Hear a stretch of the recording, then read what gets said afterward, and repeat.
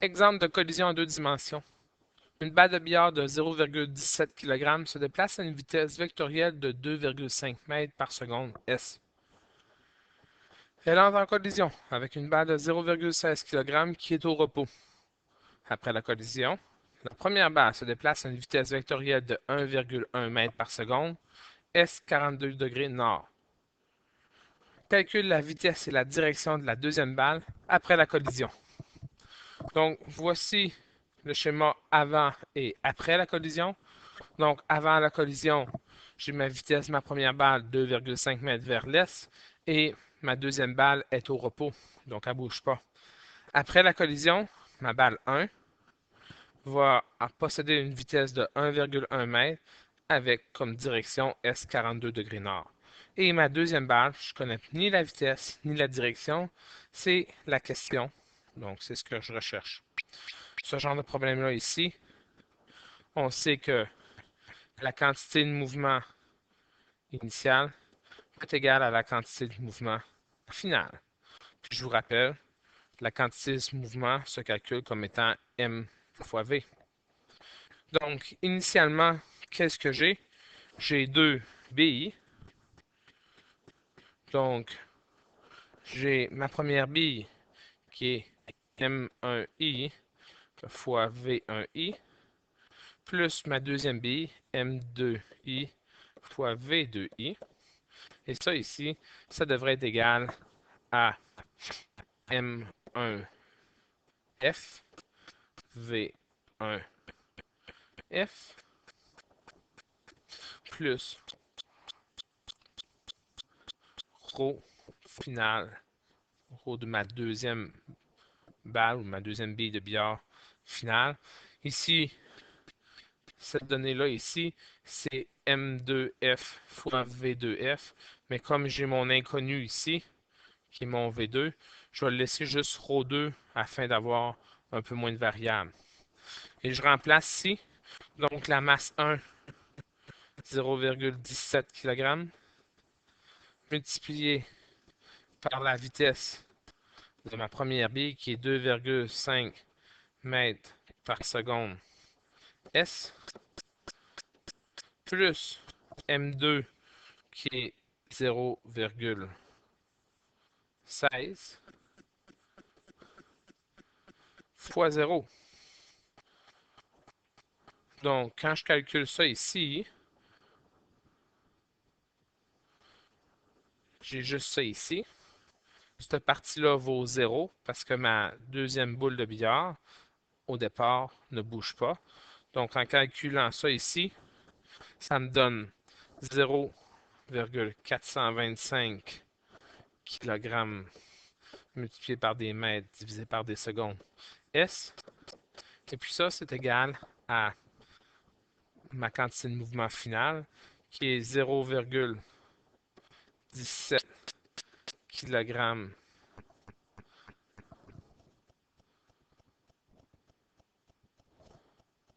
multiplié par 1,1 mètre par seconde. Ici, c'est la vitesse S 42 degrés nord, plus ρ2, donc la quantité de mouvement de ma deuxième bille finale. Pour calculer ça ici, donc ça ici, 0,17 fois 1,1, ça me donne 0,187 kg fois des mètres divisé par des secondes, S 42 degrés nord, plus ρ2 final, donc 0,425 kg fois mètre. Donc, pour isoler mon ρ2 final, il va falloir que je prenne mon 0,87 et l'envoyer de l'autre côté. Donc, en envoyant ça de l'autre côté, je me retrouve avec 0,425 kg fois mètre divisé par des secondes S moins 0,187 kg fois des mètres sur des secondes S 42 degrés nord est égal à ρ2 final. Donc, pour soustraire ces deux choses-là, donc ces deux affaires-là, c'est des vecteurs. Donc, lui, c'est un vecteur qui est vers l'est, qui mesure 0,425. Et puis lui ici, c'est S 42 degrés nord. Donc ça ici, c'est mon 42 degrés. Puis ce morceau-là mesure 0,187. Donc pour soustraire ces deux vecteurs-là ici, j'aurai besoin de mon tableau, ce qui se passe horizontalement, puis ce qui se passe verticalement. Donc quand je regarde mon premier vecteur, donc j'ai ici 0,425 kg fois des mètres divisé par seconde vers l'est.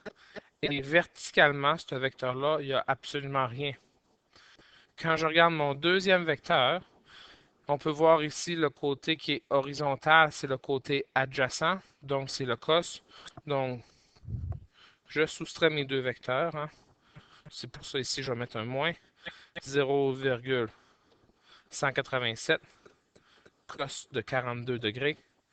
Et puis ici, si on regarde bien, c'est vers l'est aussi. Donc, quand tu calcules ça ici, ça me donne 0,28603 vers l'est. Verticalement maintenant, donc quand je regarde mon premier vecteur, j'ai absolument rien de vertical, c'est un vecteur qui est horizontal simplement. Hein. Donc, quand je regarde mon deuxième vecteur, j'ai ma flèche en bleu ici, c'est le côté opposé. Donc, le côté opposé, c'est sinus. Donc, j'ai 0 pour mon premier vecteur, moins 0,187 sinus de 42 degrés. Et puis ça, c'est noir. Donc, ce qu'on peut voir, 0 moins nord. Donc, ça va me donner moins 0,125 kg fois des mètres par seconde nord. Et puis, moins nord, c'est la même chose que 0,125 kg fois des mètres par seconde, divisé par seconde sud. Ce que je suis en train de dire, c'est que mon deuxième vecteur, ma, ma direction sera vers le sud. Puis on avait le droit de supposer ça ici, tout simplement parce qu'il y en a une partie qui s'en va vers le nord. Donc pour annuler ça, je devrais en avoir une partie qui s'en va vers le sud. Donc il me reste à me trouver la résultante. Donc la résultante avec Pythagore. Et pourquoi avec Pythagore? Donc j'ai ma partie en rouge ici qui s'en va 0,28 vers l'est. Et puis, j'ai ma partie en bleu qui descend de 0,125 vers le bas. Moi, ce qui m'intéresse, c'est la fameuse résultante, c'est cette direction, c'est cette grandeur-là que vaut ce morceau-là, ainsi que l'angle. Donc, grâce à Pythagore, R est égal à racine carrée de 0,28603 au carré plus 0,125 au carré. Donc, quand tu calcules ça ici, ça me donne 0,3122. Il te reste à trouver l'angle. Maintenant, l'angle θ, je vais prendre le côté opposé sur l'adjacent. Donc, c'est tangente. Tangente moins 1 de 0,125 sur 0,28603. Et quand tu calcules l'angle, ça me donne 23,6 degrés.